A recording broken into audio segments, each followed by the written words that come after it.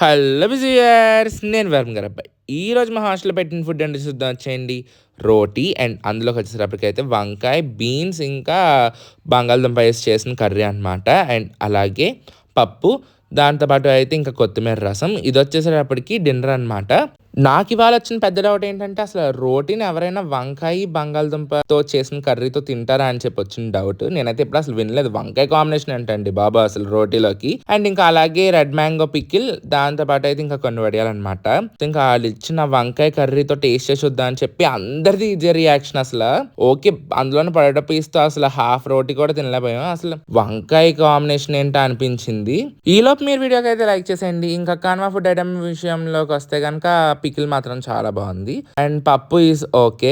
ఒక్కొక్క ఏది విడివిడిగా తినలేం అనమాట. కొంచెం పప్పు రసం అన్ని మిక్స్ చేస్తే గానీ కరెక్ట్ అయిన టేస్ట్ రాదు. అండ్ నాకు కొంచెం పప్పు ఇష్టం వలన ఐ కెన్ మేనేజ్ అనమాట. పప్పుతో కొంచెం తినగలను. సో ఈ రోజుకైతే తినండి, మరి నెక్స్ట్ మేము కలుద్దాం. అంతవరకు బాయ్. Subscribe for more. వెళ్ళే ముందు అయితే లైక్ చేసేయండి.